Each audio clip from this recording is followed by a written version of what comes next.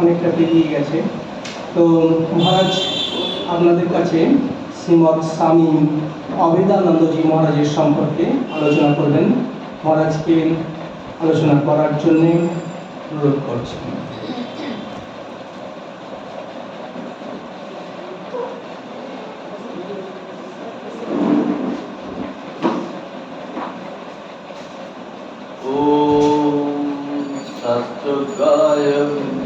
प्रशान्ताय वेदान्त प्रतिपादिने नमस्तु अभिनवादाय ज्ञान विज्ञान दीप्तये। আজকে বিষয়বস্তু আমরা ঘোষক মহাশয়ের কাছ থেকে শুনেছি। স্বামী অভেদানন্দ বলতেন তার জীবনের একদম পরিণত অবস্থায় তিনি বলতেন, নিজেকে অঙ্গুলি নির্দেশ করে বলতেন, এর মধ্যে ঠাকুর মা স্বামীজি খেলা করছে। আমরা যে যে মহারাজের আশ্রিত, যে যে ঠাকুরের আশ্রিত, আমাদের প্রত্যেকের মধ্যেই সেই ঠাকুর বা সেই মহারাজের থ্রু দিয়ে সেই দেবতা বিরাজ করছে। যদিও ভগবান শ্রীকৃষ্ণ বলছেন যে তিনি প্রতিটি হৃদয় মন্দিরে বিরাজ করেন, প্রত্যেক মানুষের হৃদয় মন্দিরে ভগবান আছেন।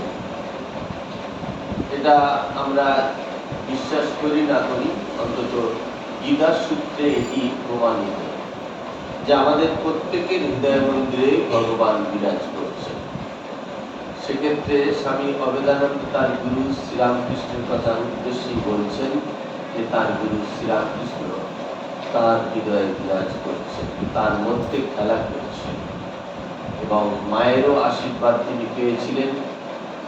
মায়ের যে স্তোত্র আমরা যেটা প্রত্যেক দিন পাঠ করে থাকি, প্রকৃতিং পরমাং অভয়াং বরদান, এটি তারই সৃষ্টি।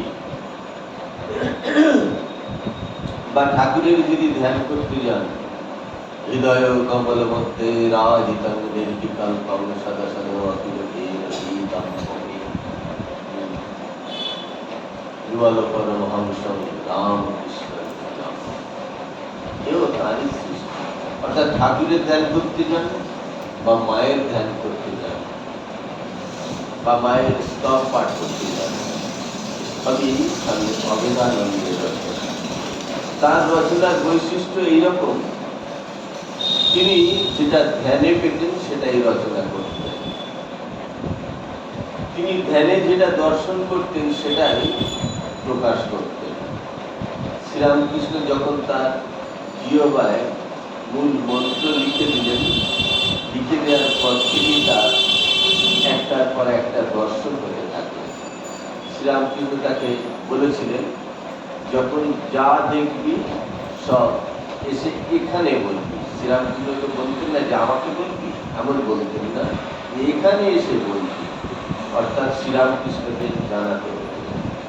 তিনি যে দর্শনগুলো পেয়েছেন সেগুলি খুব বিচিত্র এবং অভিনব, এবং সেটা এক এবং অদ্বিতীয় বললেও ভুল হবে না। আমরা অর্জুনের বিশ্বরূপ দর্শনের কথা জানি। অর্জুন কেবলমাত্র ভগবান শ্রীকৃষ্ণের বিশ্বরূপ দর্শন করেছিল।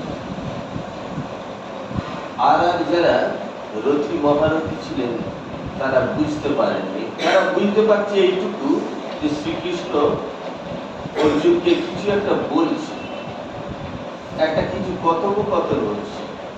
আর তাদের মধ্যে যারা জ্ঞানী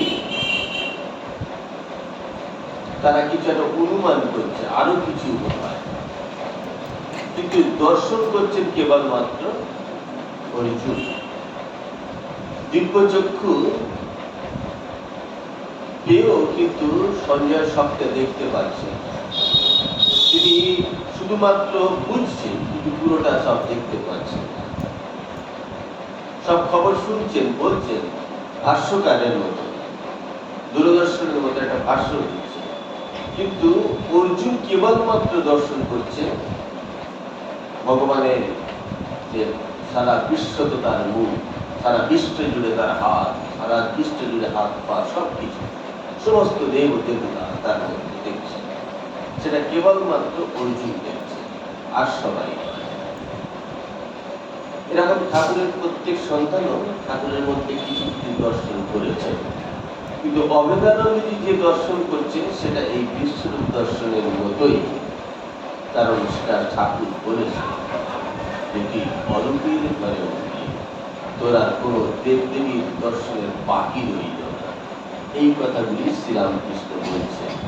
এগুলি বলার অর্থ এইরকম, তার আগে সে কি কি দর্শন করেছেন এসে তার গুরুকে বলার নির্দেশ ছিল, সেই মতো এসে বলছেন যে আমি ওই মন্ত্র যখন আপনার জপ করি করতে করতে বলেছেন, ধ্যান করতে বলেছেন, ধ্যান করতে করতে উনি দেখছেন বিরাট প্রাসাদতম, বিরাট এক অট্টালিকা, তার মধ্যে সব কিছু, এবং সেখানে একটা বিরাট হল ঘর, সেই হল ঘরের মধ্যে দেখছেন সমস্ত দেব দেবী সেই বেদিতে রয়েছে, এবং যাদের নাম করেছেন সেটা আরো অবাক লাগবে না শুনলে। কি আছে? সমস্ত 10 অবতার, তারপর শাক্ত গানপত্য, শ্রীকৃষ্ণ তো আছেন, শ্রীরামচন্দ্র তো আছেন, আমাদের দেবতা। আরো দুটি নাম করেছেন, সেই দুটি আমাদের কাছে অবাক লাগবে। একটি তিনি বলেছেন মোহাম্মদের কথা বলেছেন, এইটি শুনলে আমাদের সত্যি অবাক লাগবে। কি করে হয়? যীশু খ্রিস্টকে দেখেছেন, সেই সময় ধ্যানে তিনি যীশু খ্রিস্টকে এবং মোহাম্মদকে দেখেছেন, এবং এরা বলছে আপন আপন বেদি থেকে উঠে গিয়ে শ্রীরামকৃষ্ণের বিরাট মূর্তির মধ্যে ঢুকে গেল। তিনি একটু ভীত হয়েছিলেন, এসে গুরু শ্রীরামকৃষ্ণকে বললেন এই দর্শনের অর্থ কি। তিনি বুঝিয়ে দিলেন, তোর আর কোনো কিছু দর্শনের বাকি রইল না, তুই অরূপের ঘরে উঠলি, সমস্ত দেবদেবী তোর দর্শন হয়ে গেল। শ্রীরামকৃষ্ণ এই দর্শনের মধ্যে দিয়ে বুঝিয়ে দিলেন সমস্ত দেবদেবী শ্রীরামকৃষ্ণের মধ্যেই রয়েছে। তখনও পর্যন্ত স্তোত্র রচনা হয়নি অবতার বরিষ্ঠায় রাম কৃষ্ণায়। স্বামীজি তখনও পর্যন্ত এই স্তোত্র রচনা করেননি, তার আগেই কিন্তু অভেদানন্দজি এই দর্শন করেছেন। স্বামীজি তাকে বলছেন অবতার বরিষ্ঠ, অবতারদের মধ্যে শ্রেষ্ঠ, কারণ সমস্ত অবতারের ঘনীভূত ভাব শ্রীরামকৃষ্ণের মধ্যে রয়েছে, এবং শ্রীরামকৃষ্ণ সমস্ত অবতারের সমষ্টি, সমস্ত অবতারের সাধন পদ্ধতি তিনি নিজের জীবনে যাপন করেছেন, দেখিয়ে দিয়েছেন সমস্ত ধর্মের সার সত্যটি উপলব্ধির মাধ্যমে প্রকাশ করেছেন। শ্রীরামকৃষ্ণের এই সূত্রটি এবার অভেদানন্দজি দর্শন করলেন, তার বিরাট মূর্তির মধ্যে সমস্ত অবতার পুরুষরা প্রবেশ করল। এটি তিনি অবাক হয়ে গিয়েছিলেন, এবং যীশু খ্রিস্ট মোহাম্মদ যেটি শুনলে আমাদের কাছে অবাক লাগবে সেটিও তিনি দেখেছিলেন। এখন এই প্রসঙ্গে প্রশ্ন আসতে পারে, আমরা তো কোথাও মোহাম্মদের ছবি দেখি না, তাহলে কি করে তিনি দেখলেন? এটা আমাদের স্থূল বুদ্ধিতেই আসবে। আচ্ছা, কোনো মানুষের যদি নাম থাকে তার রূপ থাকবে না? কোনো ব্যক্তির যদি নাম থাকে তার রূপ হবে না? তাহলে যখনই কোনো রূপ আসবে তখনই নাম আসবে, যখন নাম আসবে তখনই রূপ আসবে। নাম ছাড়া রূপ হতে পারে না, রূপ ছাড়া নাম হতে পারে না। একটি ব্যক্তির আইডেন্টিফিকেশন করা হয় তার নাম দিয়ে, এই নামে তাকে ডাকা হবে। গোপাল নামে ডাকা হবে না কৃষ্ণ নামে ডাকা হবে না কানাই নামে তাকে ডাকা হবে, তাহলে তার চিত্ত একরকম হবে। তো সেই অর্থে মোহাম্মদের তিনি দেখেছেন, রূপ দেখেছেন, ছবি দেখেছেন, দেখে তাহলে তিনি চিহ্ন কি করে এটা কার ছবি,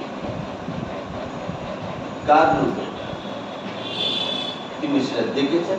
এ নিয়ে তার বক্তব্য মহাত্মা মোহাম্মদ, এ নিয়ে তিনি আমেরিকার মতো জায়গাতে বলেছেন, তার চ্যালেঞ্জ জানিয়েছেন এবং তিনি যে উত্তরটি দিয়েছেন সেটা সবাই মেনে নিয়েছে, কেউ অস্বীকার করতে পারেনি।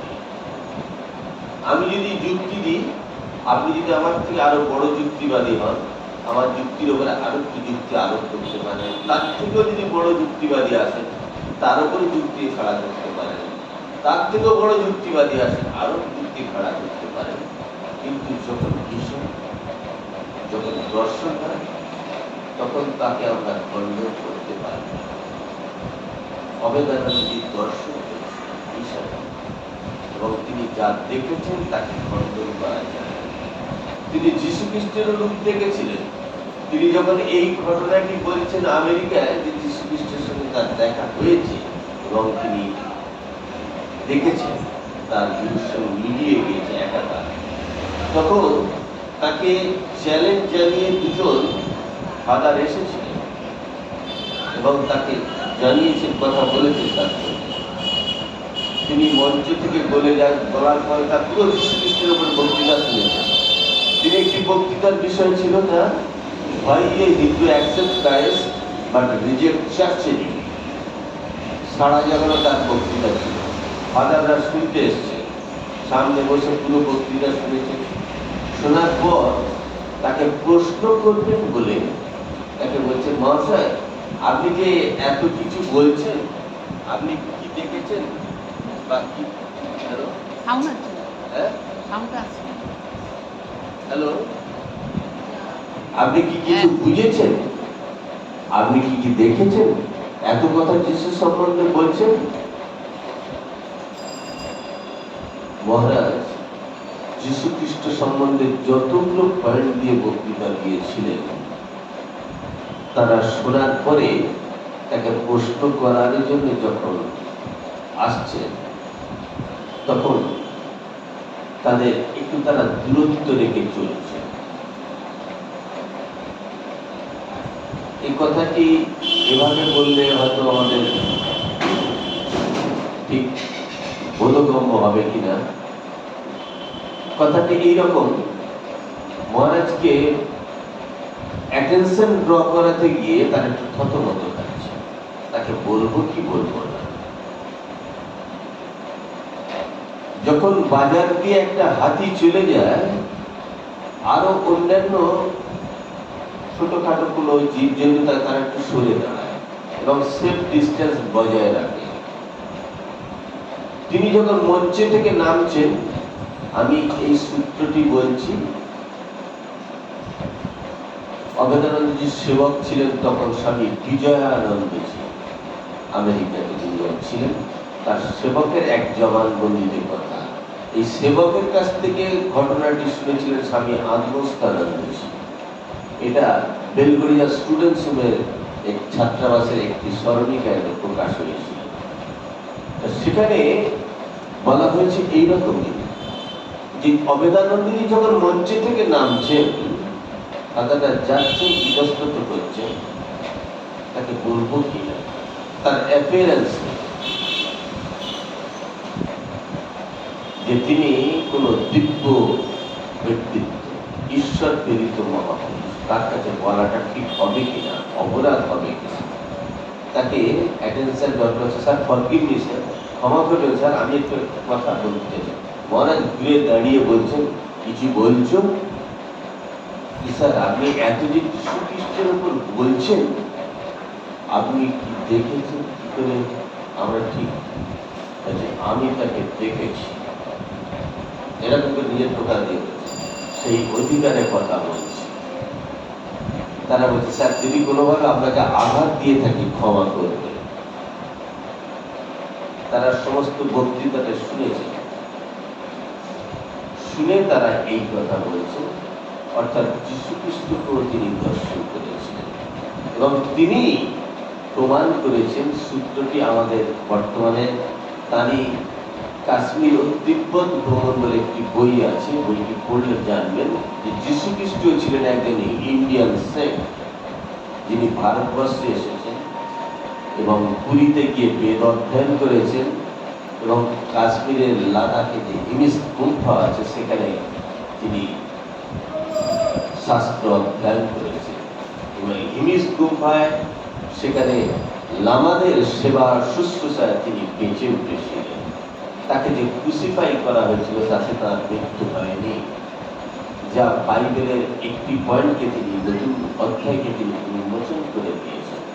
এটা তার কাছে প্রমাণিত এবং সে সূত্র তিনি দোভাষীর সাহায্য নিয়ে সেই হিমিস গুম্ফা থেকে সেই ঘটনাগুলি তিনি নিয়ে এসেছেন এবং তার বইতে উল্লেখ করেছেন।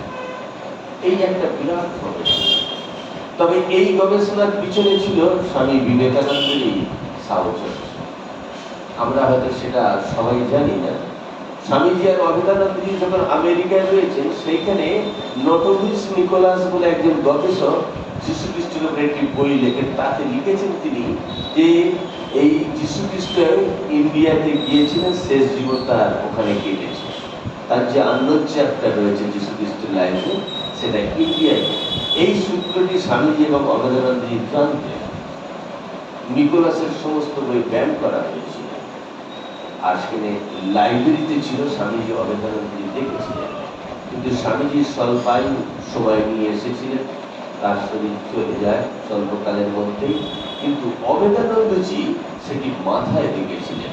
তিনি আমেরিকায় 25 বছর প্রচার কার্য সেরে যখন ভারতবর্ষে 1922-এ ফিরলেন, ফিরে তার প্রথম পদক্ষেপ, তখন তিনি প্রবীণ, তখন রামকৃষ্ণ ফাউন্ডেশনের ভাইস প্রেসিডেন্ট, সেই অবস্থায় তিনি গেছেন হিমিস গুম্ফায় দেখতে। সেটা সত্যি ওই যে নিকোলাস লিখেছেন এবং যে সূত্রগুলো দিয়েছে, সেইটাকে তিনি ওইখানে গিয়ে প্রমাণ করলেন, খুঁজে বার করলেন। আমরা অভেদানন্দজিকে আমেরিকায় কেউ কেউ বলতেন গবেষক, কেউ কেউ বলতেন বিজ্ঞানী, কেউ, আর তিনি তো তার স্বতঃস্ফূর্ত তার গুরু ভাইদের দেওয়া নাম কালী বেদান্তি, কালী তপস্বী। তিনি তো মূলত ছিলেন যোগী। শ্রীরামকৃষ্ণ বলছেন, পূর্বজন্মের যোগী ছিলিস, এই তোর শেষ জন্ম, তোর ব্রহ্ম ঠিক ঠিক ব্রহ্মজ্ঞান লাভ হবে। এই কথা ঠাকুর তাকে বলেছি। সুতরাং সেই ব্রহ্মজ্ঞানী ব্রহ্মজ্ঞ সন্ন্যাসী তিনি আমেরিকায় গিয়েছিলেন বেদান্ত প্রচার করতে। তার গুরু ভাই স্বামীজি নির্দেশ দিয়েছিলেন, পাশ্চাত্যবাসীকে তুমি বেদান্ত শেখাও। এই বেদান্ত পড়ানোর জন্য গিয়ে কিন্তু তারপরে তিনি যে যোগ শিক্ষা অর্জন করেছিলেন শ্রীরামকৃষ্ণের সান্নিধ্যে এসে, তার জীবনের সূত্রপাত ঘটেছিল এই যোগ শিক্ষা। সেই যোগটাকে তিনি আমেরিকাতে শেখাবেন বা বক্তৃতা করবেন বলেই তার উদ্দেশ্য ছিল, বেদান্ত এবং যোগ। তিনি প্রথম বেদান্তের প্রচার করতেন, ভারতীয় বেদান্ত নিয়েই বলেছেন। তার প্রথম বক্তৃতা হচ্ছে, স্বামীজি তাকে যাওয়ার পরেই বললেন যে তোমাকে বেদান্ত বক্তৃতা দিতে হবে। অভেদানন্দজি বলে, আমি তো কখনো বক্তৃতা দিইনি। তখন কি বলছেন শুনুন। তখন স্বামীজিকে অভেদানন্দজি বলছেন যে আমি কোনদিন তো বক্তৃতা দিইনি, আমি কি করে বক্তৃতা দেব? তখন স্বামীজি বলছেন, আমি কি বক্তৃতা দিয়েছি কখনো? তিনি আমাকে বলিয়ে নিয়েছেন, ঘুরিয়ে নিয়েছেন। তুমি যে আমাদের সঙ্গে বেদান্তের উপরে তর্ক করতে, তুমি যে কালী বেদান্তি, তোমাকে কেউ তর্কে হারাতে পারত না। তুমি সেই বেদান্তের কথাই বলতে। প্রথম তার বেদান্তের উপর যে বক্তৃতা, an introduction of Panchadashi, philosophy of Panchadashi, সেই পঞ্চদশী দর্শনের পরিচয়, এই নিয়ে তিনি তার প্রথম বক্তৃতা দেন আমেরিকায়। এবং স্বামীজি কালকেই তোমায় বলতে হবে বলেও দিলেন। যা বলতে এখানে ওইটাই বলবেন, বাংলায় বলতে পারেন, ইংরেজিতে বলতেন, বলেই দিলেন। যেহেতু তিনি ইংলিশ মিডিয়ামের ছাত্র, বাবা ইংরেজি শিক্ষক, একটা তার ব্যাকগ্রাউন্ড ছিল, সেটা তিনি বলেও দিলেন। স্বামীজি খুব মাথা নাড়ছে। তখন অভেদানন্দজি ভাবলেন না, ভুলভাল কিছু হয়েছে, কারণ প্রথম বক্তৃতা বলতেই পারে, মেড ইন স্পিচ।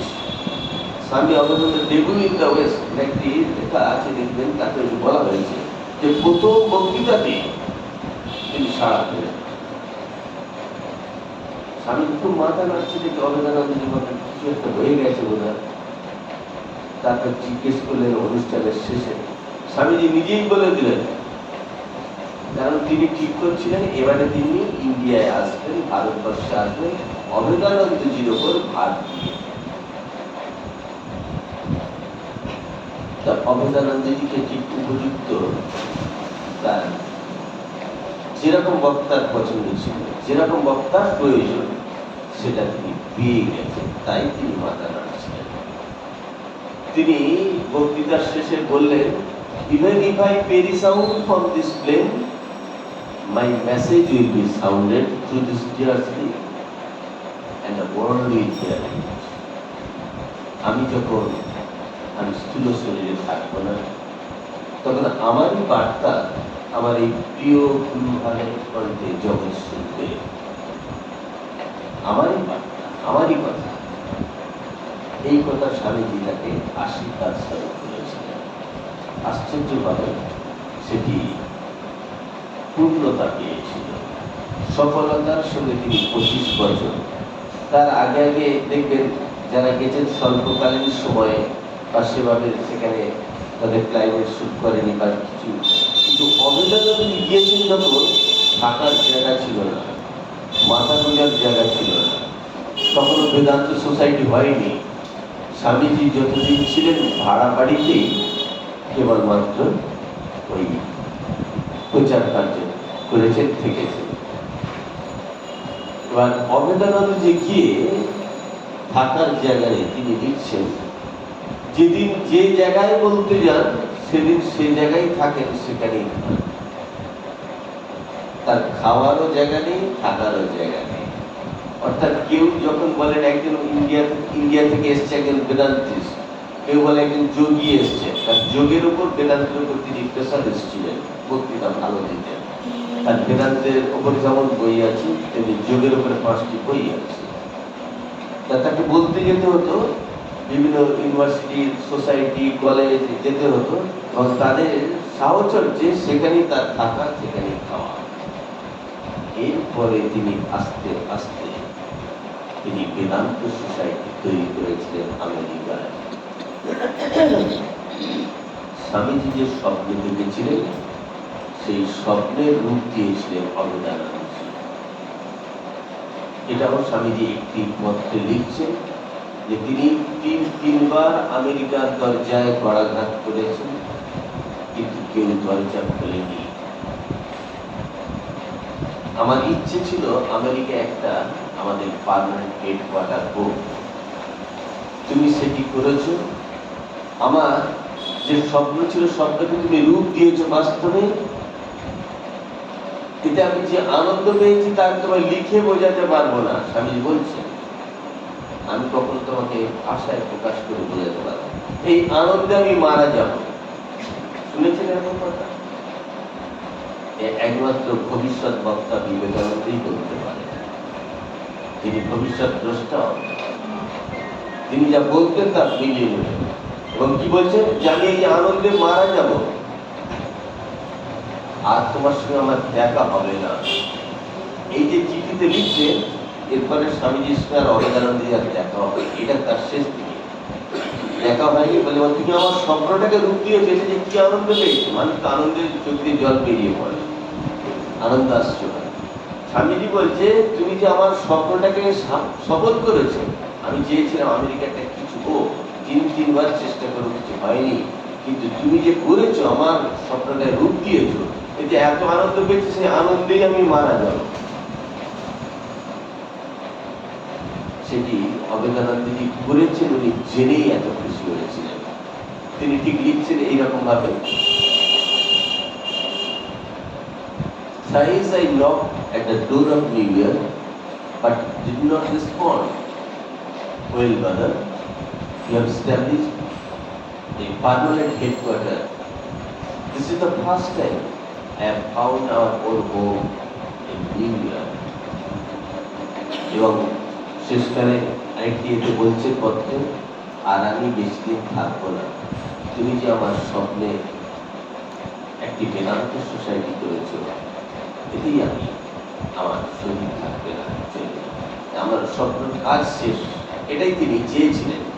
তা সেই স্বপ্ন সাধকের স্বপ্নে রূপ দিয়েছিলেন অভেদানন্দ। একটি যেন চ্যাপ্টার যেটা অভেদানন্দজির সঙ্গে এবং স্বামীজির সঙ্গে এটি উন্মোচিত হয়েছে। স্বামীজি স্বপ্ন দেখেছেন, অভেদানন্দ তার রূপ দিয়েছেন। তা এই অভেদানন্দজি আমেরিকায় বসে শুনেছিলেন যে যীশু খ্রিস্ট একজন ইন্ডিয়ান, ইন্ডিয়া থেকে, সেটিও তিনি ওইখানেই শুনে সেটা ভারতবর্ষে এসে 25 বছর পরে সেটি রূপ দিচ্ছেন। চিন্তা করুন, তিনি যেটি যেটি ধরছেন প্রত্যেকটিকে তিনি রূপ দিয়ে ছাড়ছেন। ঠাকুরের স্তোত্র, মায়ের স্তোত্র এগুলি যেমন রচনা করেছেন, ঠিক তেমনি ভাবে এই কাজগুলি তাকে দিয়েই করানোর জন্য ওরা করার ছিল। মাস্টারমশাইকে দিয়ে যেমন ঠাকুর কথামৃত রচনা করেন, যদিও কথামৃতের রচয়িতা ঠাকুর নিজেই, তবুও মাস্টারমশাইকে দিয়ে শ্রীমকথিত যে সম্পাদনা করা, সেই একমাত্র আমার বাণীগুলোকে ঠিক ঠিক রূপ দিতে পারে তিনি চেয়েছিলেন।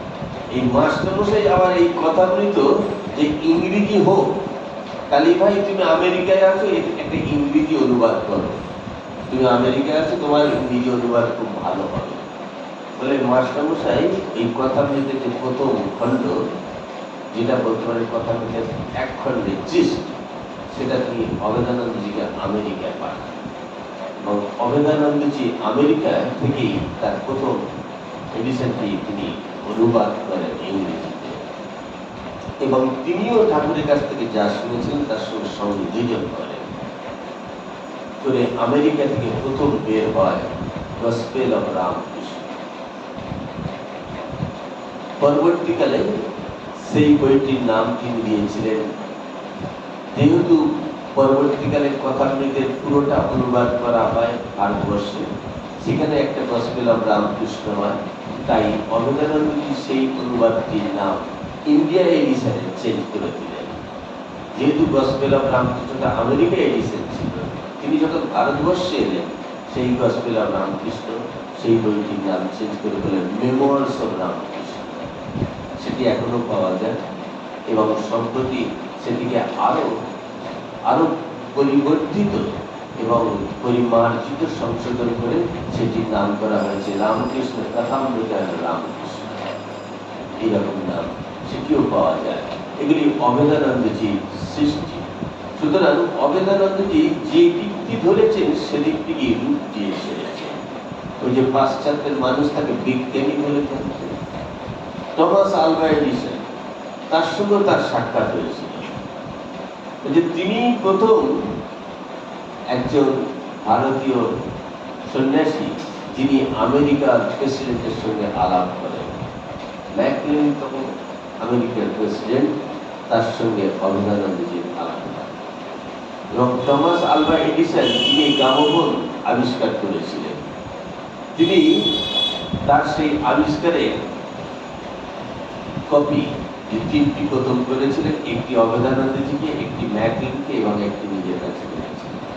সেটি এখনো রামকৃষ্ণ বেদান্ত মঠে সংরক্ষিত, সেটি এখনো চলে। এই সৃষ্টিগুলি তার কাছে রয়েছে এবং তাকে তারা বিজ্ঞানী বলে মানতেন এবং যোগী বলে মানতেন। সম্প্রতি একজন বক্তৃতা দিচ্ছিলেন আমেরিকায়, যে বেদান্ত শুনতে কতজন মানুষ আসে, বেদান্ত শোনে, বেদান্ত কি জানে বা জানতে ইচ্ছুক। স্বামীজি তো ভাড়া বাড়িতে থেকে বেদান্ত প্রচার করেছেন, অভেদানন্দজি হল ভাড়া করে বেদান্তের ক্লাস করেছেন, হল ভাড়া করে। তার বক্তৃতা হয়েছে, তার বেদান্ত বক্তৃতা শোনার জন্য হল ভাড়া করা হতো, সেই হলেতে বক্তৃতা হতো এবং টিকিট কেটে বক্তৃতা হতো। সেই টিকিটের গণনা থেকে জানা যেত যে কতজন শ্রোতা হয়েছে। তা সেই হলে যে টিকিট বিক্রি হয়েছিল, তাই টিকিট বিক্রি এর থেকে পরিসংখ্যান থেকে জানা যায় 6,000 6,000 শ্রোতা হয়েছিল। তা সম্প্রতি একজন বলছেন যে না বেদান্ত শ্রোতা তুমি লোক কোথায়? বলে আচ্ছা অভেদানন্দজি যে এরকম সময় 6,000 বলছে, এটা বলে ওনার সঙ্গে কারোর তুলনা হবে না। উনি যেন ঈশ্বর প্রেরিত পুরুষ। মানুষ মনে করতো ওনাকেই ভগবান মনে করত। ওনার কথা শুনবার জন্য মানুষ এভাবে ছুটে ছুটে আসত। উনি কেবলমাত্র পেরেছিলেন, আর কেউ সেটি কারণ তারা সম্ভব হয়নি। এবং উনি এক্সট্রা অর্ডিনারি, কারণ হচ্ছে ওনার মধ্যে এই স্পেশালিটি ছিল বা বিশেষ কোনো শক্তি ছিল, যা ওই 6,000 শ্রোতা টিকিট কেটে তার বক্তৃতা শুনতে আসছে। যে তিনি কি বলতেন, বলে বক্তৃতা শোনার থেকে মানুষ তাকে দেখতে আসতেন, আর তার কথা মানে ভগবানের কথা। এবং তিনি কি কথা বলতেন, বলে যে কথা কেউ কোনোদিন বলেনি উনি সেই কথা বলতেন, যে প্রশ্ন কেউ কোনোদিন করেনি উনি সেই প্রশ্নের উত্তর দিতেন। সে প্রশ্নের অজান্তে তিনি শ্রোতাদের কাছ থেকে অডিয়েন্স স্টাডি করে নিতেন। অডিয়েন্স থেকে কেউ হাত তুলেছে, অনেকে হাত তুলেছে, তিনি এতগুলো দেখে নিয়ে বললেন কেউ একজন কেউ হাত তুলল এবং তার প্রশ্নের যখন উত্তর সব দিয়ে দিলেন, বাকি বললো আপনারা বলুন বলুন, কেউ আর বলছেন তো স্যার উত্তর পেয়ে গেছে। এই ছিলেন যোগী, যিনি পূর্বজন্মের কথা বলতে পারতেন,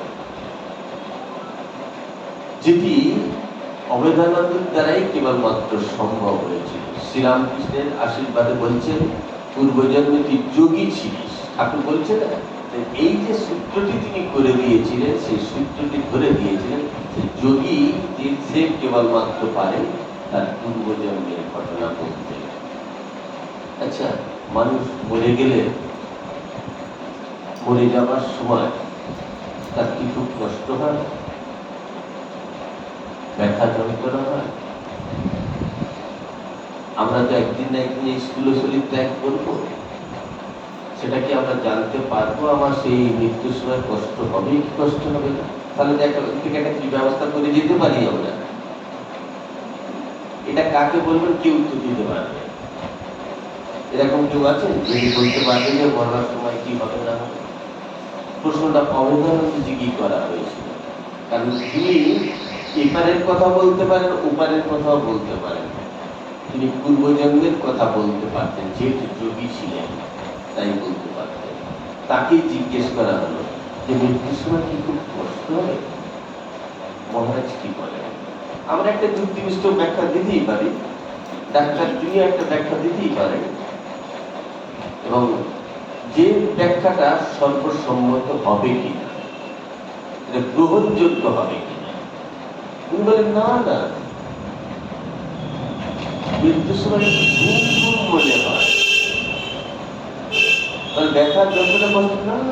উনি বলে একদম কোনো কিছু না, মৃত্যুর সময় কোনো ব্যথা যন্ত্রণা কিছু নেই, শুধু ঘুম ঘুম মনে হবে। আচ্ছা, এটা বিশ্বাস করবেন আপনি? আমি চিকিৎসা বিজ্ঞানকে যদি জিজ্ঞেস করা হয় তারা কি বলবে? উনি বলছেন ঘুম ঘুম। কারণ এইটুকু তো আমরা যুক্তি বিজ্ঞানে বুঝতে পারি যে যখন একজন মানুষ শেষ নিঃশ্বাস ত্যাগ করবে তখন তার কোনো সেন্স অর্গান আর কাজ করবে না, সুতরাং ব্যথা যন্ত্রণা তো আর থাকবে না, চির নিদ্রায় সে চলে পড়ে। সেই নিদ্রা এমনই হিসেবে যেখানে সুখের নিদ্রা, ঘুম ঘুম লাগবে একাদম সে ঘুমে, তখন সে ব্যথা যন্ত্রণা কিছুই সে বুঝতে পারবে না, কারণ তার কোনো অর্গান নাই। এগুলো ডাক্তাররা স্বীকার করেছে। তারা একবার বিদেশে থাকাকালে পা ভেঙে যায়, তা উনি বক্তৃতায় বলেছিলেন যে ইচ্ছা উইল ফোর্স দিয়ে সবকিছু সারানো যায়। তা তিনি একবার বিদেশে থাকাকালীন যখন ভেঙে যায়, তিনি বলেন আমি কোনো ডাক্তারের সাহায্য নেব না। তখন ডাক্তার পাওয়া যেত, আমেরিকার মতো জায়গা অনেক উন্নত জায়গা ছিল, কোনো অসুবিধা ছিল না। তৎসত্ত্বেও তিনি কোনো সাহায্য নেননি। বলে আমি মূর্তি ওইখানে স্থাপন করব, আমার উইল ফোর্স ওইখানে স্থাপন করব, এবং দেখবে তোমরা জুড়ে যায় কিনা। তবে তার ওর বেশি চাপ দেবো না, বেশি করবো না, কিন্তু তার জুড়ে গিয়েছিল। পরবর্তীকালে ডাক্তারকে যে বল তুমি এক্সরে করে দেখো তো এটা জুড়ে গেছে কি জানো। ডাক্তার দেখলেন যে এক্সরে করে এটা জুড়ে গেছে। আমরা জানি শ্রীরামকৃষ্ণের সন্তানদের মধ্যে একটি বিশেষ শক্তি কাজ করত, তারা সেই শক্তিতে তারা প্রকাশ করতেন, নিজেদের বলতেন, এবং সেটা অভেদানন্দজির মধ্যে যেগুলি ছিল সেগুলি একটি বিশেষভাবে প্রকাশ পেয়েছে বিশেষ বিশেষ ক্ষেত্রে। আমরা যদি আরো একটি ঘটনা শুনি তাহলে আপনারা অবাক হয়ে যাবেন। লুসেনিয়া বলে একটি জাহাজ, তার টিকিট কাটতে গিয়েছে, তিনি 3 বার গেছেন, তিনি ইন্ডিয়াতে আসবেন বলে। 3 বার কাটতে গিয়ে 3 বারই তিনি বাধা প্রাপ্ত হলেন। তার গুরু শ্রীরামকৃষ্ণ তার সঙ্গে সঙ্গে থাকতেন। 1 বার না 2 বার না 3 বার কাটতে গিয়ে তিনি ফেলিওর হয়ে ফিরে এলেন। কে বলছে আমাকে ওই জাহাজে টিকিট কাটতে না হচ্ছে, তিনি আবার চলে এলেন। তিনি গুরুর আদেশ ব্যতীত কোনো কাজ করতেন এবং তার নির্দেশ পেলে তবে কাজ করতেন। তিনি বলছেন আমার মনের মধ্যে ঘড়ি আছে যে আগামীকাল রাত্রি 2টোয় আমায় বেরোতে হবে, আমি মনের ঘড়িতে অ্যালার্ম দিয়ে রাখতাম, যখন ঘড়িতে 2টো বাজবে ঠিক আমি ওর ঘুম ভেঙে যাবে, আমি 2টো বাজে ঠিক চলে যাবো। এরকম তার উইল ফোর্স ছিল। বারবার যখন তাকে এটি বলা হচ্ছে, টিকিট কাটতে না করা হচ্ছে, তিনি ফিরে আসেন। পরের দিন কাগজে দেখছে আর নেই, জাহাজটি ডুবে সমুদ্রে তলিয়ে গেছে।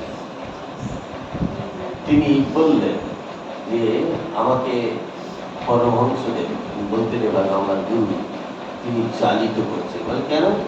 দেখো আমি 3বার এটি টিকিট কাটতে গিয়ে ফিরে এসেছি, আজকে দেখো সেই লুসেনিয়ার জাহাজ আর নেই, সমুদ্রে গর্ভে তলিয়ে গেছে। তিনি আমাকে রক্ষা করছেন, এটা তিনি মেনে নিলেন।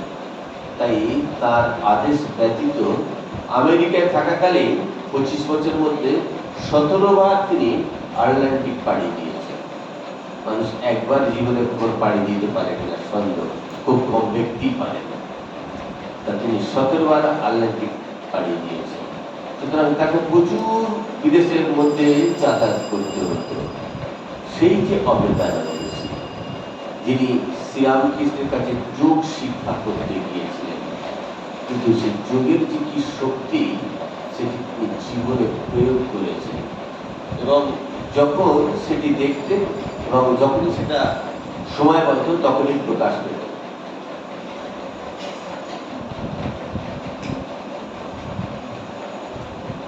কাজেই অভেদানন্দজি যেমন একজন বৈদান্তিক তেমন একজন যোগী। যোগী ইহকাল পরকালের কথা বলে, পূর্ব জন্মের কথা বলতে পারে, তার মধ্যে বিশেষ শক্তি কাজ করে এবং সেই বিশেষ শক্তির বলে তিনি জগতে প্রায় সর্বক্ষেত্রে তিনি বিচরণ করেছেন এবং সবাই তাকে শ্রদ্ধার সঙ্গে বরণ করে নিতেন। তার সঙ্গে একজন ফাদারের সখ্যতা, আমেরিকাতে তার সঙ্গে সখ্যতা করতেই হয়েছিল তাকে প্রথম, যেহেতু তার থাকার জায়গা ছিল না।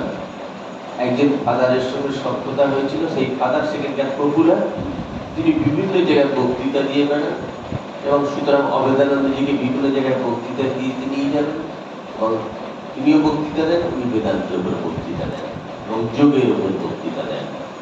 তাই এই বক্তৃতা দেওয়ার যেটুকু তিনি দক্ষিণা পেতেন তাতেই তার দিন গুজরান হতো এবং আস্তে আস্তে তিনি মাথা গোজার ঠাঁই করেছিলেন।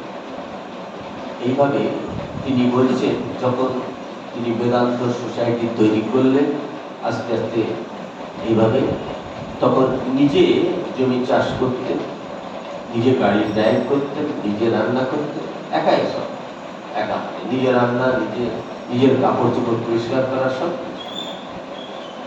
তো ওখানে তো যেমন পোশাক পরতে হয় সেরকম পোশাকই পরতেন এবং সেভাবেই যে চলতে হতো নিজেকে একাকি। তা সেগুলি তিনি সবগুলি জানতেন। ওদের দিনরাত কিভাবে কেটে যেত, একসময় তিনি শ্রীরামকৃষ্ণের সান্নিধ্যে ছিলেন, অধ্যয়ন করতেন। ঠাকুর যখন অসুস্থ ছিলেন সেই সময় তিনি রাত জেগে ঠাকুরের সেবা করতেন, অন্যান্য গুরু ভাইরাও করতেন।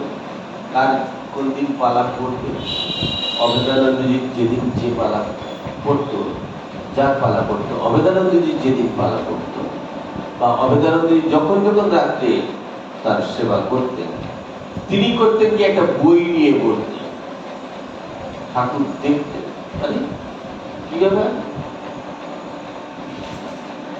সবাই তো রাত্রে সেবা করতে গিয়ে কখনো কখনো কেউ চোখ তো একসময় ঢুলে পড়ে, কিন্তু এই ছেলে টান টান হয়ে রয়েছে, এবং তিনি ছিলেন কনিষ্ঠ, খুব ছোট, বয়সে কম ছিল, টান টান হয়ে রয়েছে।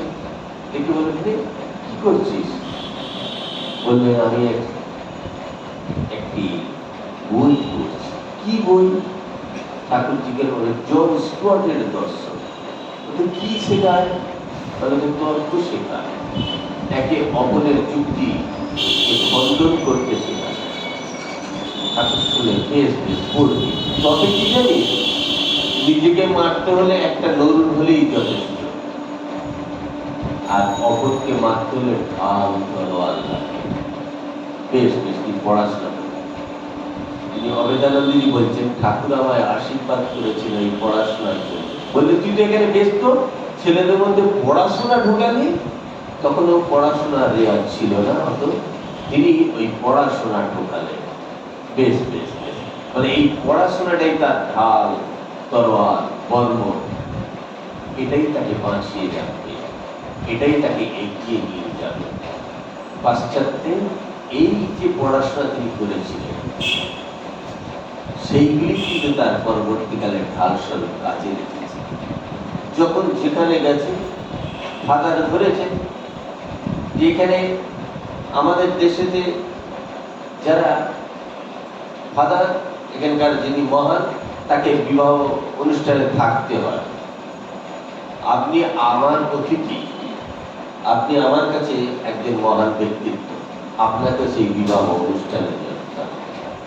যিনি বালযোগী, বাল্যকাল থেকে যোগ শিক্ষায় নিমগ্ন, স্কুলের পড়াশোনার পয়সা, জলখাবারের পয়সা বাঁচিয়ে বই কিনে যোগ শিক্ষায় লেগে পড়েছেন, যার মধ্যে সাংসারিক কোনো দুষ্কর্মশতা, হিসাব নিকাশ, দেনা পাওনা কিছু ঢোকেনি, তাকে নিয়ে যাচ্ছে বিবাহ অনুষ্ঠানে। কিন্তু তিনি তো মা সরস্বতীর বরপুত্র, জ্ঞানী, জ্ঞানীর কখনো কোনো পাপ নেই, জ্ঞানীর মৃত্যু নেই। যোগীর পাপ নেই, যোগীর মৃত্যু নেই, কারণ যোগী চিরকাল থাকে, জ্ঞানীও থাকে। তিনি যখন ওই ফাদারের সঙ্গে গেছেন, বলছে বিবাহ অনুষ্ঠানে তোমায় যেতে হবে, তিনি আমার অতিথি, সম্মানীয় অতিথি, আমি যেমন সেখানে সম্মান পাই, তোমাকে সেখানে যেতে হবে। বেশ, একজন যখন অভেদানন্দজি আমেরিকায় গিয়েছেন, স্বামীজি যেমন ঠিক 30 বছর বয়সে, 63-তে জন্ম, 93-তে গেছে, 30 বছর বয়সে গেছে। অভেদানন্দজি 66-এ জন্ম, 96-এ গেছে, 30 বছর বয়সে গেছে। এবং এইরকম একজন বালযোগী, যিনি বাল্যকাল থেকে যোগে নিমগ্ন থাকেন, তিনি কি করছেন? সেই বিবাহ অনুষ্ঠানে যেখানে যায় সেখানেই ধ্যান করে, তার তো কাজে তাই। যোগী যেখানে যায় সেখানেই যোগ শিক্ষা দেবে, বৈদান্তিক যেখানে যাবে সেখানেই বেদান্তের কথা বলবে। তারা যত বড়ই বিবাহ অনুষ্ঠানে আয়োজন করুন না কেন, এইরকম একজন যোগীর উপস্থিতিতে সমস্ত অনুষ্ঠানটি আমরা বলতাম পণ্ড হয়ে গেল, কিন্তু ফাদার তা হচ্ছে না, বলছে পূর্ণ মাত্রা যুক্ত হল।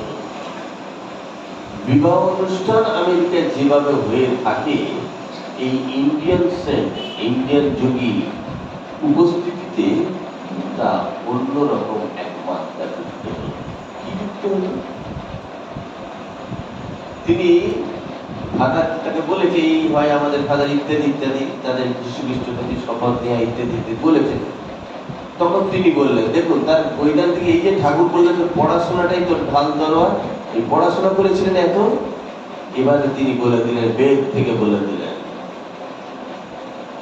যে ইন্ডিয়ার মতন এত পবিত্র বিবাহ কোথাও নেই। দেখুন আমেরিকাবাসীরা সেখানে সবাই, তুমি একজন হিন্দু বাঙালি, তুমি কি তাদের এরকম বলবে?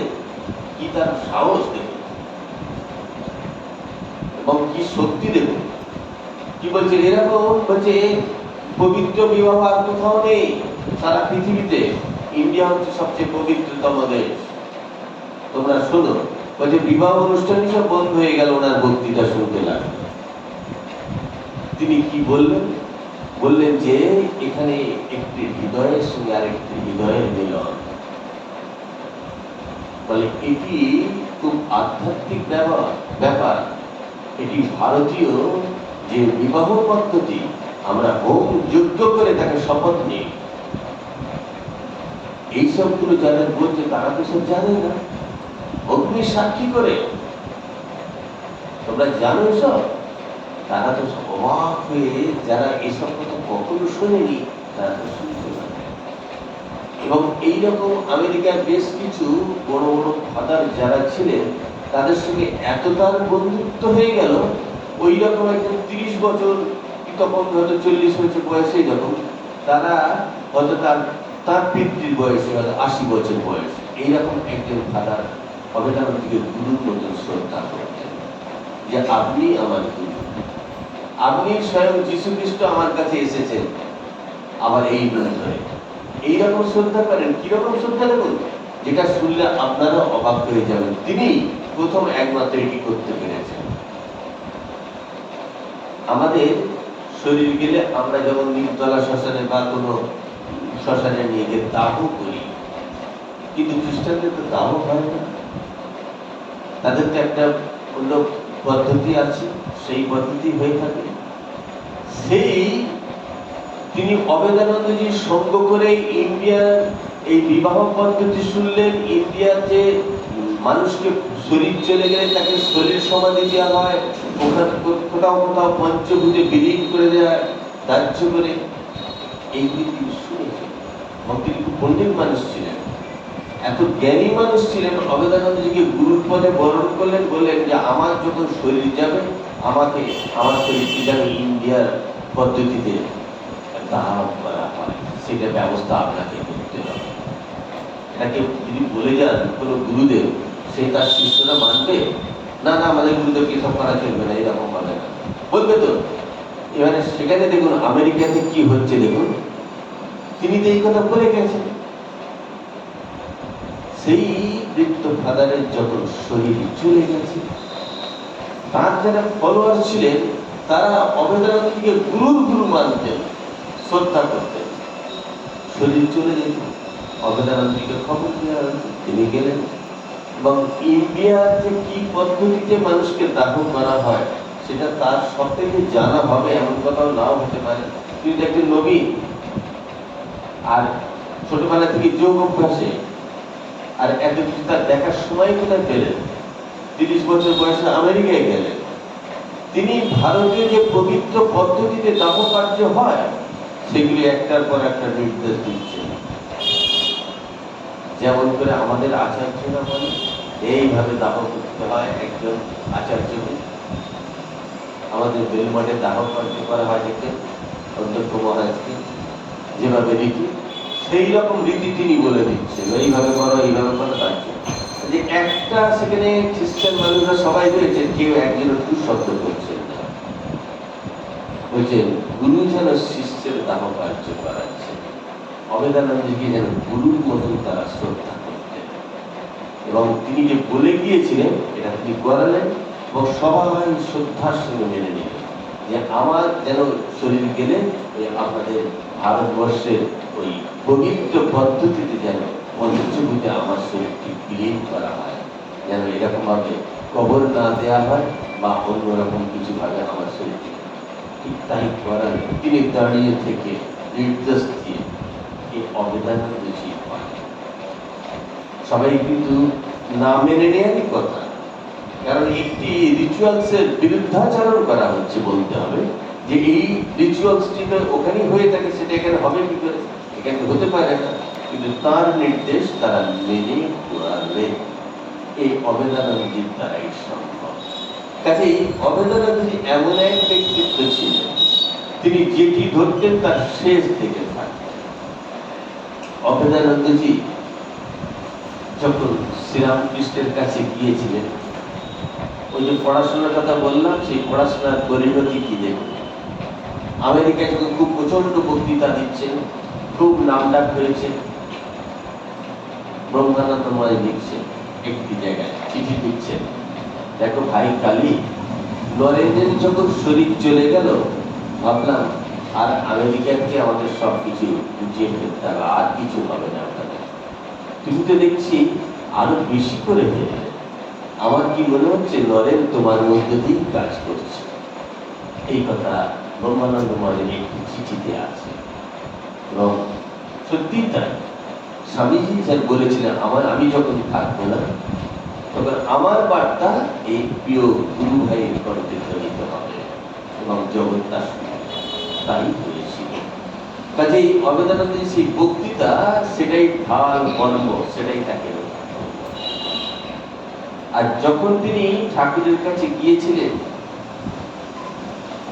ঠাকুর বললেন আবার আসিস। এরপরে ওই প্রথম তো গেলেন, যাওয়ার পর থেকে রেগুলার তিনি যাতায়াত শুরু করলেন, বাড়ি থেকে বাধা দিতে লাগলেন।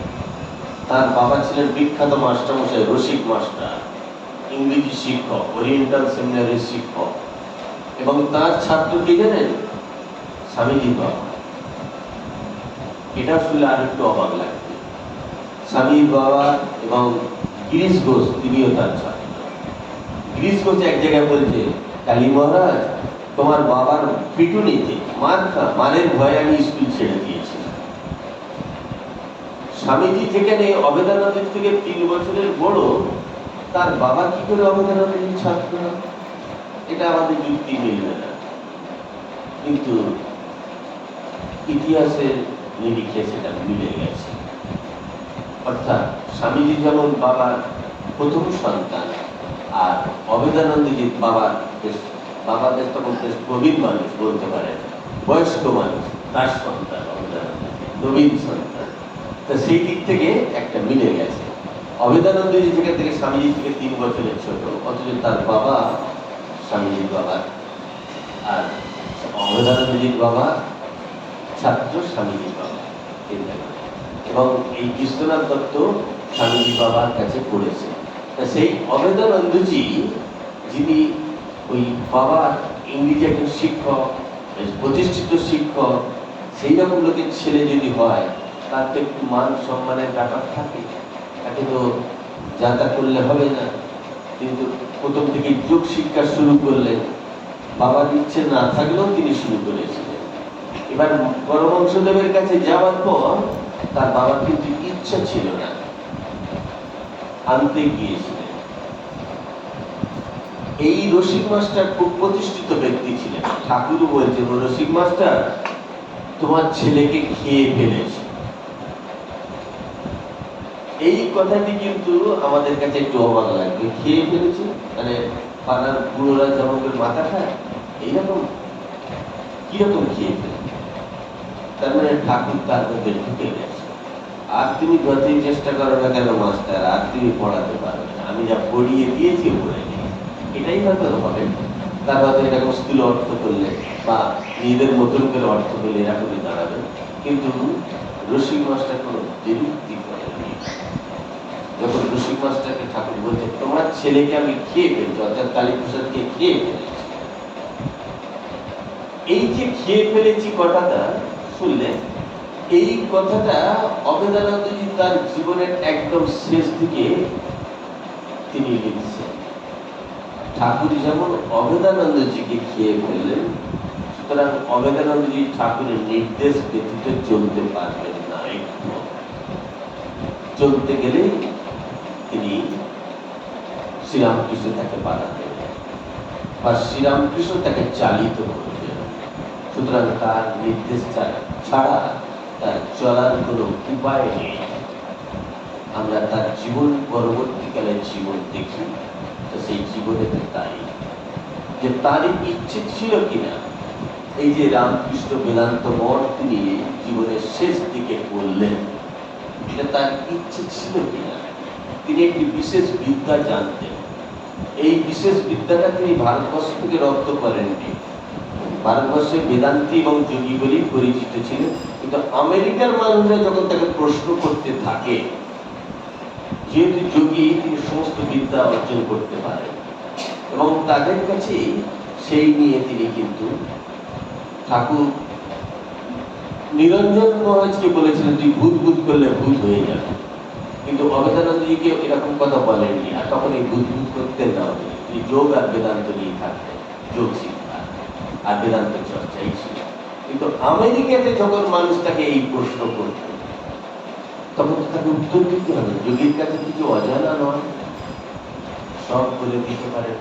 আচার্য শঙ্কর যেমন সব কিছু বলতে পেরেছিলেন, তাকে যত সূত্র জানানো হয়েছিল তিনি সব যোগী সব বলতে পারেন, সেরকম অভেদানন্দজি সব কিছু বলতে পারেন। কাজেই তাকে বলতে হবে যখন এই মৃত্যুর পরে কোথায় যায় মানুষ, সব জিজ্ঞেস করেছে মানুষ এবং তাকে বলতে হয়েছে। এবং সেই বিদ্যাটা তিনি সেখানে আরেকটু বেশি রপ্ত করতে হয়েছিল ছাত্রদের প্রশ্নের চালায়। এত প্রশ্ন করত, তার ফলে তাকে উত্তর দিতে গিয়ে সেগুলোকে রপ্ত করেছিল। এবং তিনি জীবনের শেষ দিকে যখন ভারতবর্ষে এসেছেন, যখন রয়েছেন পরিণত অবস্থায়, সেই সময় তিনি উইজা বোর্ড, সেই উইজা বোর্ডটা হচ্ছে কি প্ল্যানচেটের বোর্ড, তাতে বোর্ডে বসে তিনি একের পর এক ঠাকুর, মা, স্বামীজি এবং রাজা মহারাজ এদের চারজনকে তিনি আনলেন। এদের প্রত্যেকের ভাষা কি হবে, সেই ভাষাগুলো যদি পড়েন আপনি বুঝতে পারবেন। আপনার ভাষা, আপনাদের প্রত্যেকের গলার শব্দ আলাদা, স্বর আলাদা, প্রত্যেকের যদি একটা কথা লিখতে বলে প্রত্যেকে আলাদা আলাদা লিখবে, হাতে লেখা আলাদা হবে। প্রত্যেকের একটা সেন্টেন্স লিখতে বলে প্রত্যেকের সেন্টেন্সটাও আলাদা লিখবে। প্রত্যেকে যদি বলেন ঠাকুর সম্বন্ধে কিছু লিখুন, দেখবেন প্রত্যেকে আলাদা লিখবে, কারোর সঙ্গে কারোর মিলবে না, প্রত্যেকের হাতের লেখা মিলবে না, প্রত্যেকের গলার ভয়েস মিলবে না। তিনি রিজার্ভে বসে একটার পর একটা প্রশ্ন করছেন স্বামীজিকে। স্বামীজির ইচ্ছে ছিল কলকাতা একটা বেদান্ত প্রচারের কার্য করব, সেটা অভেদানন্দজি তখন জানতেন না। এবং অভেদানন্দজিকে বিদেশ থেকে এদেশে আনানো হোক, স্বামী প্রেমানন্দ মহারাজ স্বামীজিকে বলেছেন কালীভাইকে আমেরিকা থেকে ইন্ডিয়াতে তুমি নিয়ে চলে এসো। তখন স্বামীজি রয়েছেন মানে 1902 সালের মধ্যেই কথা, ওদিকে বেশ প্রচার করছে আমাদের একটা কলকাতায় বেদান্ত কিছু করো, তোমার কি ইচ্ছে? স্বামীজি কি বললেন, দেখ কালী যেরকম জাঁকিয়ে বসেছে, সাহেবদের বাহবা পাওয়া কিন্তু চারটিখানি কথা নয়। স্বামীজি বলছেন কালী এই স্বল্প সময়ের মধ্যে আমেরিকায় যেভাবে বেদান্ত প্রচার করছে, ও চাপ রাস আছে জানবে। এই কথাটা স্বামীজি বলছেন, চাপ রাস আছে, ওই পারবে।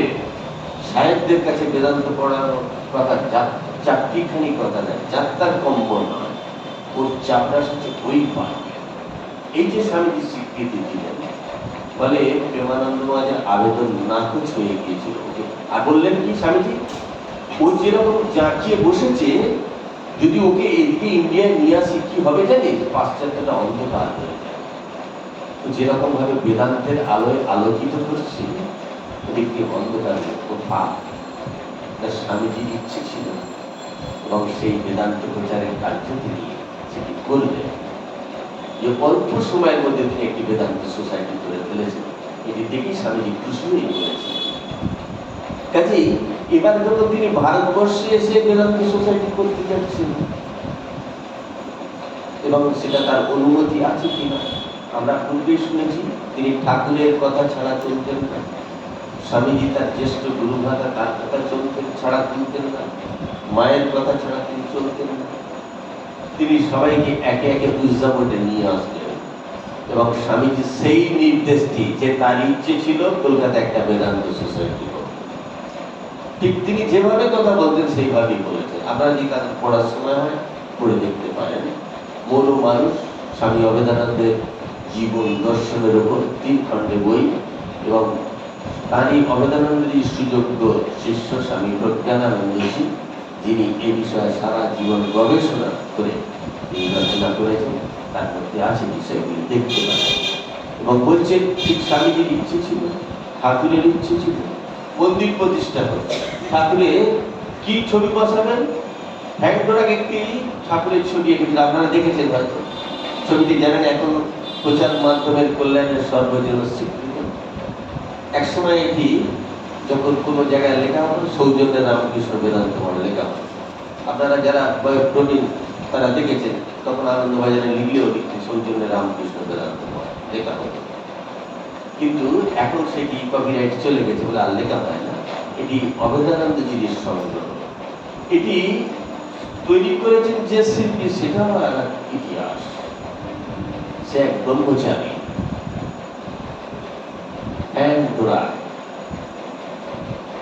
এক শিল্পী। তিনি ওই ঠাকুরের ছবিটি এঁকেছেন ধ্যানে যেতে গেছে,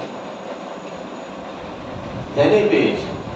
এবং এই ফ্যান্ডোরাক এবং তার বোন হেলেনা ডোরাক দুজনই অভেদানন্দজির কাছে দীক্ষা নিয়েছিলেন এবং ব্রহ্মচারিণীর মতো জীবন যাপন করতেন।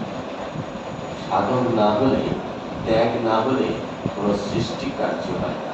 এরকম জগৎ পূজ্য হবে এরকম একটা ছবি, এই যে সৃষ্টি কার্য, এ সকলের দ্বারা হয় না, সবাই করতে পারে না।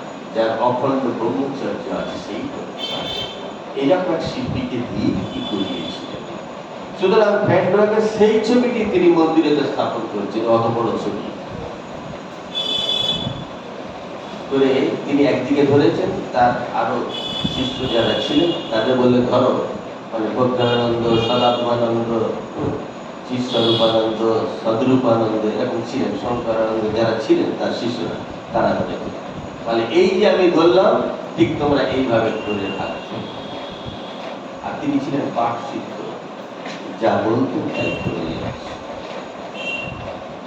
এখনো যা যা হচ্ছে সব তার ইচ্ছে। এখনো এই মহান শতবর্ষের দরগড়ায় কিন্তু এখনো যা যা হচ্ছে তার ইচ্ছে।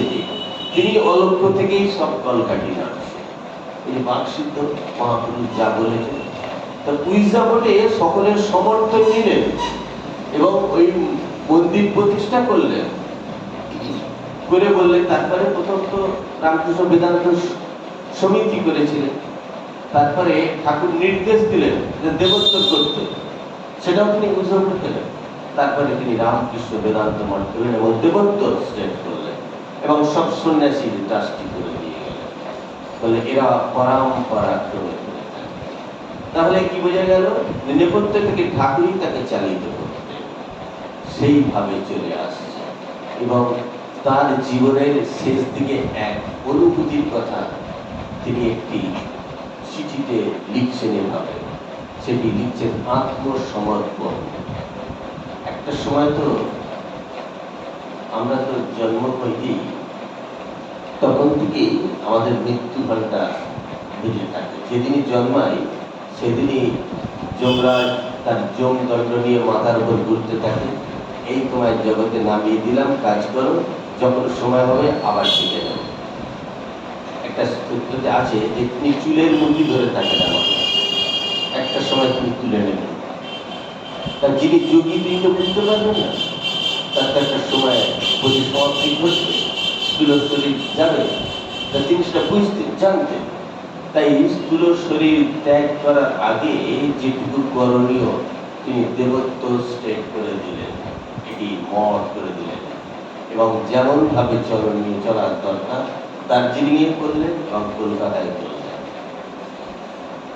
এই যে তার সবকিছু কাজগুলো এত গঠনমূলক, এমন যেহেতু আমেরিকার মতো জায়গায় থেকেছেন এবং সৃষ্টিশীল, সৃজনশীল, এবং সেটি কিভাবে চলবে এবং তার যে রচনা, সেই রচনাগুলো তিনি এই গভীর অবস্থায় তিনি সম্পাদনা করে দিয়ে যাচ্ছেন। তিনি যে তার আত্মজীবনী লিখেছেন আমার জীবন কথা। যে ঠাকুর বললেন যে তুই ছেলেদের মধ্যে তুই পড়াশোনা ঢুকালি, এই যে বললেন তো, এবং সেই যে পড়াশোনাটা ঢুকিয়েছিলেন, শুধু না লেখাও ঢুকালি, আমরা ছেলেওয়ালা গিয়ে এক করে দিতাম। পড়াশোনা, পড়া এবং শোনা, এবং তার মধ্যে লেখাটাও ঢুকিয়েছিলেন অবেদানন্দজির মাধ্যমে। কি জানেন, তিনি প্রতিদিন ডায়েরি লিখতেন। আপনারা অবাক হয়ে যাবেন, আর কোনো মহাপুরুষের এত ডায়েরি আছে। একটা বড় যে গোদরেজের আলমারি, সে ভর্তি ডায়েরি। আপনারা ওই গীতা দেখেছেন, উদ্বোধনের গীতা, আমাদের মঠের গীতা যেমন সাইজ, ঠিক ওই রকম সাইজের ডায়েরি, এবং সব ফুট পেন্সিলে লেখা। বহুকাল তার স্থায়িত্ব। এই যে তিনি এভাবে লিখতেন, সেই ডায়েরি কিন্তু এখনো তার সংরক্ষিত, এবং প্রত্যেক দিন তিনি দিনলিপি লিখতেন। এগুলি থেকেই আমরা তার দিনলিপির পাতা থেকে বই করা হয়েছে, এবং তিনি প্রত্যেকদিন ঠাকুরের সান্নিধ্যে কি কি দেখেছেন সেগুলি লিখে রাখতেন। এখনো বর্তমানে অনেক গবেষক গবেষণা করতে গিয়ে কিছু কিছু জায়গায় যখন থমকে দাঁড়ায়, তখন অবেদানন্দজি কি লিখেছেন দেখি। মহেন্দ্রনাথ দত্ত কি লিখেছেন, মানে স্বামীজির মেজো ভাই, উনিও ছিলেন একজন কলমসি, ভালো লিখতেন। উনি খুব ভালো সাংবাদিকের মতো লিখতেন। তাই এদের লেখাগুলি, এরা ঠাকুর, মা, স্বামী তিনজন কি দেখেছে, সুতরাং এদের লেখার মধ্যে একটা তথ্য সূত্র পাওয়া যায়। সেগুলি এতই প্রাণবন্ত, সেগুলি আমাদের কাজে লাগে। অবেদানন্দজি যখন স্বামীজির স্মরণ সভা হয়েছিল আমেরিকায় 1902 সালে, যখন শরীর চলে যায় স্বামীজি, সেই সময় অবেদানন্দজি স্বামীজির একটা স্মরণ সভার অনুষ্ঠান করেছিলেন। সেই স্মরণ সভার উনি একমাত্র বক্তা, এবং সেখানকার অন্যান্য বক্তাদেরও তিনি লিখেছিলেন। কিন্তু তিনি একটি কথা সেখানে উল্লেখ করেছেন, সেই কথাটি খুব আমাদের প্রত্যেকের কাছে আনন্দের। এই জন্যই তিনি যেখানে বলছেন, সেখানে খ্রিস্টান সমাজ, আমেরিকার মতো জায়গায় তিনি বলছেন পৃথিবীতে এরকম কোনো প্রফেট জন্মায়নি যেখানে যীশু খ্রিস্ট সারা বিশ্ব বিজয়ী, মোহাম্মদ তার পরেই স্থান অধিকার করে আছে।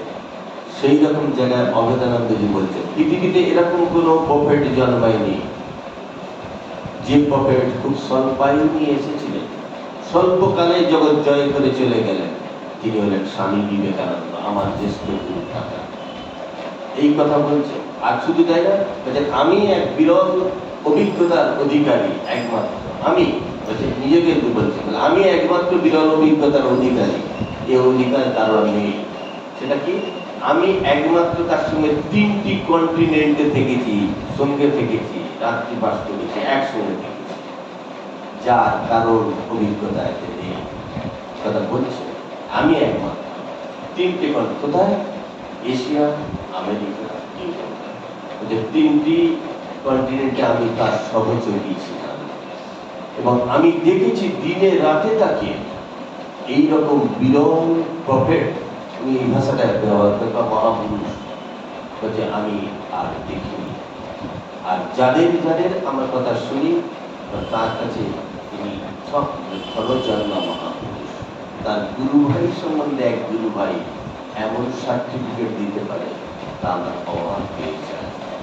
আর এই যে বাবা তাকে নিয়ে আসতে গিয়েছিলেন ঠাকুরের কাছে, অবেদানন্দজির বাবা রসিক মাস্টার, ঠাকুর বললেন তোমার ছেলেকে খেয়ে ফেলেছি। এবং অবেদানন্দজিকে খেয়ে ফেলেছেন কিনা অবেদানন্দজি তার জীবনের শেষ জবানবন্দিতে জানিয়ে গেছেন। সেই জবানবন্দিতে তার নিজের হস্তাক্ষর। আরো একটি কথা মনে পড়ছে, একটু বলার শেষ নেই, কিন্তু যোগী তার শারীরিক এত সক্ষমতা ছিল, যেদিন শরীর যাচ্ছে সেদিনও ডায়েরি লিখেছে। সেদিনে তিনি বলছেন, কবিরাজ মশাই এসেছেন, আজকে আমায় দুধ সাগু খেতে বলেছেন, এতবার স্টুল হয়েছে, সবই লিখতেন। তার বেশিরভাগই ইংরেজি কথা, বাংলা কম লিখতেন উনি, যেহেতু আমেরিকায় সারা জীবন থেকেছেন। তার 11 ভলিউম কমপ্লিট ওয়ার্ক, সেটাও ইংরেজিতেই, সেগুলি বর্তমানে বাংলা হচ্ছে, লিপারা হয়েছিল, তো সেই ইংরেজিতেই সব লিখেছেন। একজন আগের দিনে দীক্ষা নিয়েছে, একানা প্রণামী দিয়েছে, সেটাও লিখে রেখেছে। একটি বাচ্চা ছেলে। এই যে প্রতিদিনের রোজ নামচা লিখে রাখা, এটি কিন্তু রামকৃষ্ণ ভাবান্দোলনের একটা বিরাট বিরাট কার্য, যেটা তিনি অবদান করতে পারেন। এই যে প্রত্যেক দিন লিখে রেখেছেন। তা অবেদানন্দজির শরীর যাওয়ার আগে সেই জবানবন্দিটি লিখছেন, আত্মসমর্পণ। এবার আমি মায়ের ছেলে, মায়ের কোলে ফিরে যাব। অবশ্য মায়ের যে সত্য তিনি রচনা করেছিলেন, তার জন্য মা কিন্তু তাকে আশীর্বাদ করেছিলেন। তিনি যে আমেরিকায় এত বক্তৃতা দিয়েছেন, এ নিয়ে তাকে একবার প্রশ্ন করা হলো যে তিনি সামান্য এন্ট্রান্স পাস করা, এমবিএ পাস করা তো নয়, কি করে দিলেন? আর যোগ শিক্ষা করতে করতেই তো যোগ বেদান্ত এইসবই পড়লেন, কি করে এত বক্তৃতা দিলেন বেদান্তের উপর, এত সাবজেক্টের উপর? Heliocentric science, science and psychic phenomena, এমন এমন সাবজেক্ট বলছে যে সাবজেক্ট আমরা জানি না, কি করে বললেন? তা উনি সেখানে স্বীকার করেছেন। ওনাকে প্রশ্ন করার আমরা সুযোগ পেয়েছি বলে উনি স্বীকার করেছেন। কি বলছেন? দেখুন, এর দ্বারা কি সম্ভব হতো? সামান্য এন্ট্রান্স পাস করেছি, তিনি করিয়ে নিয়েছেন। আর মা বলেছিলেন, তোমার কণ্ঠে সরস্বতী। ওই মায়ের স্তোত্র রচনা করেছিলেন, মাকে যখন পড়িয়ে শোনালেন, মা বলেন ঠিক ঠিক, মা ভাব সমাধিস্থ হলেন। রামকৃষ্ণ গত প্রাণং তন্নাম শ্রবণত্যাম তদ্ভাবরঞ্জিতাকারম জগন্মাতৃ স্বরূপে। যখন এই বলছে, মার মধ্যে যেন ঠাকুরকে দেখছে, তখন মা ভাবের সমাধিস্থ। এই যে তার রচনার বৈশিষ্ট্য, এটা একদম তার মূল জিনিসটিকে তিনি তুলে ধরতেন। তা সেই যে রচনা করেছেন, এবং সেই রচনা আশীর্বাদে মা আশীর্বাদ দিয়েছেন, মায়ের আশীর্বাদেই এই পাশ্চাত্যে তিনি বেদান্ত, তার কণ্ঠে সরস্বতী বসেছিল।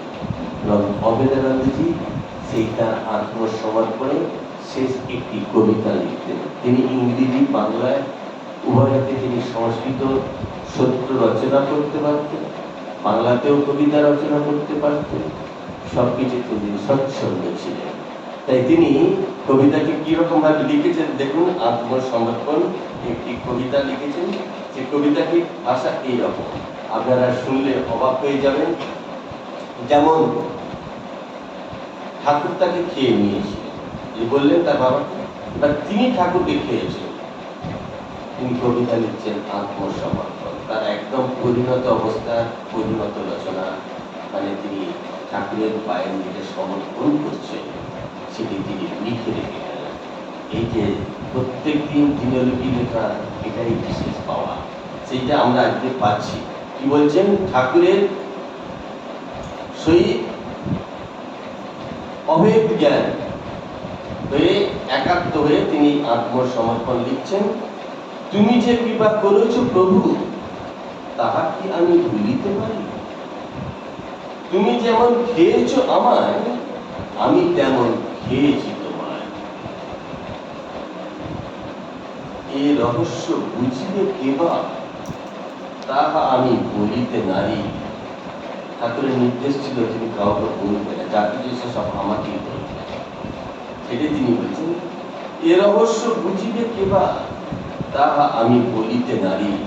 তোমার আদেশে এই রহস্য প্রকাশ আমি করিতে নারী। কিন্তু প্রকাশ করতে না করেছি, তোরা কাকে বলবো? সেদিন তিনি লিখে রেখে গেছেন, বলছেন it will die with me. আমি যে অনুভব করেছি, আমি যেটা পেয়েছি, সেটা আমার মধ্যেই শেষ হয়ে যাবে, সেটা কখনো জগতে কাউকে দিতে পারবো না। প্রকাশ করতে তিনি না করেছেন। তারপর বলছেন, তুমি আমি এক হয়েছি, তুমি আমি ভিন্ন নই। আমি আধার, তুমি আধেও। তিনি চালিয়েছে সেই আধার। এ দেহ মন প্রাণ তব পদে সমর্পিত। এবার তিনি শেষ যাত্রায় যাবেন, গুটিয়ে ফেলছেন, তার ডাক পড়েছে, তাই তিনি এই কবিতাটি লিখছেন। এ দেহ মন প্রাণ তব পদে সমর্পিনু।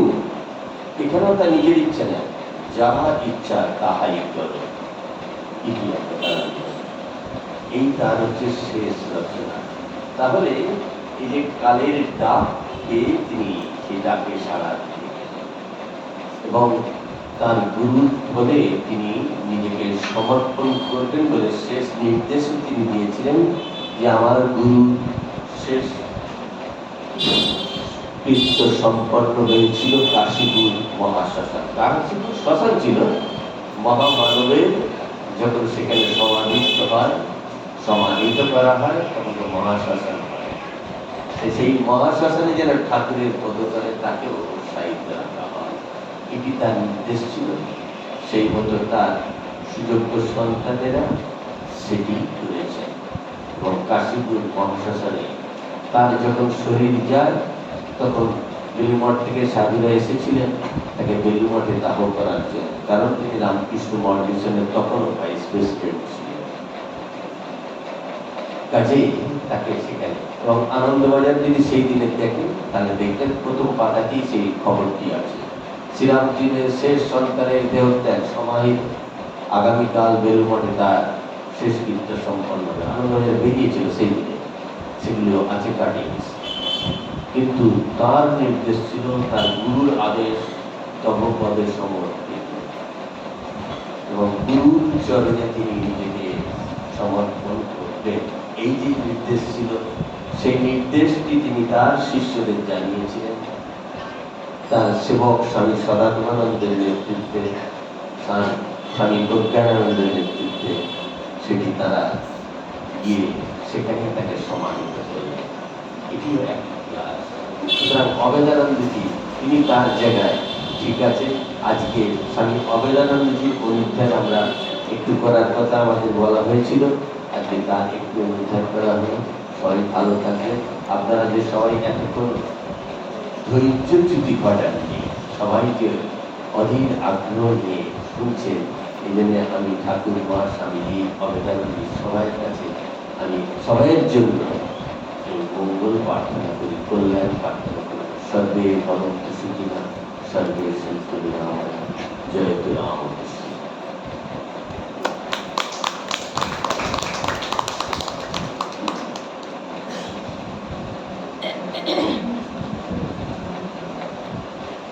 এতক্ষণ পূজনীয় মহারাজের কাছ থেকে আমরা ঠাকুরের অন্যতম